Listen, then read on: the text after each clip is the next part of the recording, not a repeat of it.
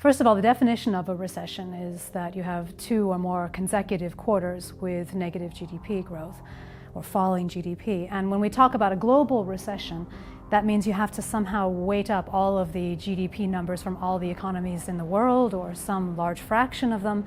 And I think the answer to that really depends on what happens over the next month or 2. It's very unclear how far this epidemic, or maybe pandemic, is going to spread, and also what people's responses are going to be, both at the government level and at the individual consumer level, because those 2 levels are the ones at which we've seen responses that have the potential to flow through into supply chain disruptions, demand changes, and the inability to trade, which essentially is what we would think of as causing the recession. The last big global recession we had was characterized by big firms going out of business, people losing confidence in large pieces of the global trade network. That's not really what's happening here. What's happening is that particular companies in particular regions like China are being blocked off from trading with the rest of the world. And that blockage could be released in a moment by the Chinese authorities or the Australian authorities deciding to abandon those kinds of very stringent restrictions on travel, for example, and the city lockdowns.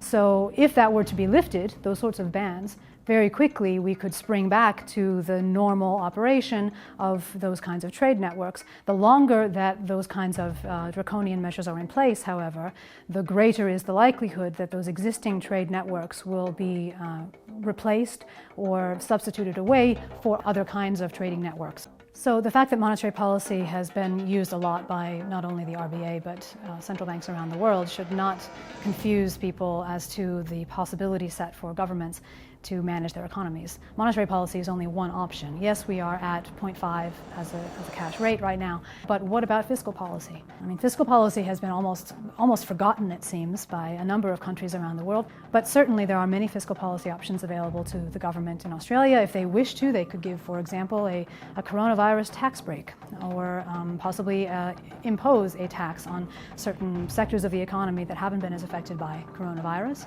and spread the wealth around. I think what we can do is take a lesson from some of the countries that have mishandled this crisis somewhat.